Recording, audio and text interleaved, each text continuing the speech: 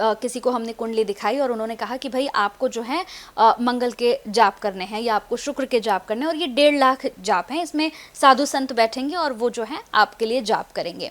दूसरा एक पहलू बताती हूँ कि लोगों को इस पर विश्वास नहीं होता। वो कहते हैं कि अगर समस्या मेरे साथ है, प्रॉब्लम मुझे हो रही है, तो जाप अगर आप करेंगे तो मुझे बेनिफिट कैसे मिलेगा? ये सवाल होता है लोगों का। इस पर आपका क्या आंसर होगा? देखिए, इसके अंदर ना बहुत सारे एक पहलू होते हैं। भगवान न करे आपके ऊपर कोई कोर्ट केस हो जाए तो आपको कोर्ट जाना पड़ेगा। कभी गई हैं? नहीं गई।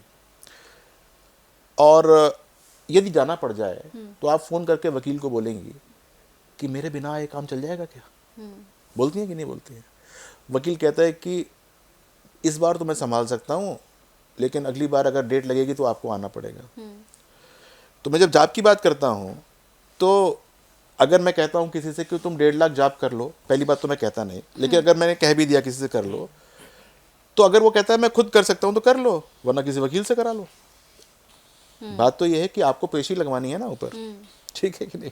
तो यदि वो वकील आपका कोई मतलब कि जो आपका जो कर्मकांडी ब्राह्मण है वो लगाने को उसको तैयार है आपकी जगह पर, और आप उससे लगवाने के लिए तैयार हैं, और वो भी जैसे वकील बोलता है कोर्ट में वैसे ही बोलता है कि ये मैं जो अर्चना कर रहा हूँ, ये मैं पूजा कर रहा हूँ, ये मैं अपने क्लाइंट के लिए कर रहा हूँ और इनका नाम ये है, गोत्र ये है, उसके बाद वो जाप करने शुरू करता है, पहले नहीं करता। अच्छा। और ऐसे ही वकील जाकर कोर्ट में बोलता है कि मैं फलाने फलाने का वकील हूँ और इस केस में उन्होंने फिर वो पूछते हैं जज साहब कि आप वो लेकर आए हैं गलतनामा? तो वो कहता है हाँ जी ये रहा, उन्होंने साइन करके दिया हुआ है कि आप मेरे एवज में खड़े हो सकते हैं।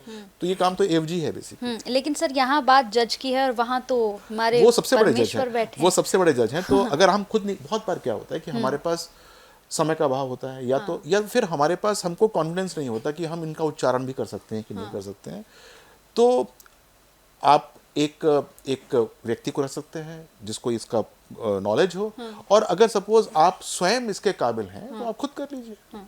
आपने कहा ज्योतिष अंधविश्वास नहीं है, लेकिन ज्योतिष ही सबसे ज़्यादा लोगों को आज के डेट में ना डरा रहे हैं। फॉर एग्जाम्पल किसी की लाइफ बहुत अच्छी चल रही है, सब कुछ है, पैसा बिजनेस सब कुछ चल रहा है, अब लेकिन वो फिर भी सोचता है कि ठीक है मैं एक बार अपनी कुंडली दिखा लेता हूँ किसी ज्योतिष के पास जा।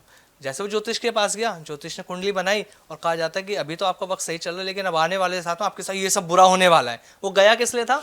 सिर्फ नॉर्मल अपनी विश्लेषण कराने के लिए कुंडली का। अब तो वहाँ उसे डरा दिया गया। देखो भाई, मेरे को ना बहुत एक्सपीरियंस है एस्ट्रोलॉजर और एक जो क्लाइंट रिलेशनशिप होता है उसका, और उसके अंदर मेरे पास 99.99% जो भी लोग आते हैं ना वो परेशानी में आते हैं। हाँ।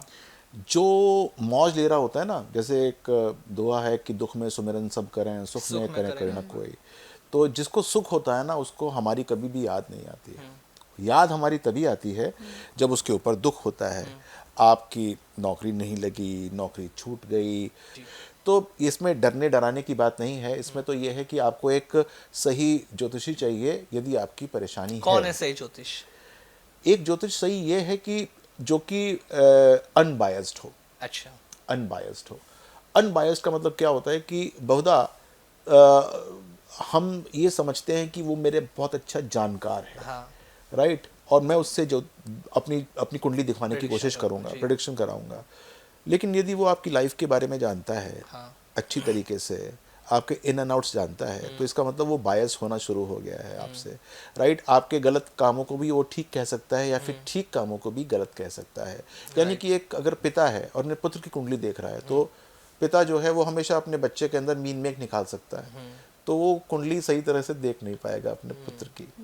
राइट, अगर कोई आपका ऐसा अगर एक ऐसा व्यक्ति है जिसको वो आपको ठीक तरीके से नहीं जानता है, तब वो ब्लैंक हॉरोस्कोप होता है जिसमें दिखाया जाता है कि आप देखिए। पहली बात तो ये है। दूसरी बात, ये मैंने काफ़ी सारे लोगों को बताने की चेष्टा की है, वो मैं आपको भी बताता हूँ कि एक संवाद है। वो संवाद जो है वो नारद मुनि और भगवान विष्णु के बीच में है। अच्छा। और नारद मुनि पूछते हैं भगवान विष्णु से कि भगवान, बहुत सारे एस्ट्रोलॉजर्स बैठे हुए हैं पृथ्वी के ऊपर, सही ज्योतिषी कौन है? ये पूछते हैं उनसे। जी। तो भगवान विष्णु जो है सहजता से कहते हैं कि मुनिराज, वो व्यक्ति जिसने 50,000 कुंडलियां देख रखी हों कम से कम, वो पारंगत हो सकता है किसी के भविष्य के बारे में जानने के लिए। तो ये समझने की कोशिश की कि 50,000 कुंडली कौन देख पाता है। 50,000 कुंडली वो देख पाता है जिसको आप समझिए कि अगर 10-15 कुंडली भी रोज की देख ले कोई, तो 15-17 साल लग जाएंगे देखने में। अगर कोई छुट्टी वुट्टी कोई सैटरडे संडे और कोई ईद दिवाली नहीं मनाता है वो, तो 15-17 साल लग जाएंगे वो।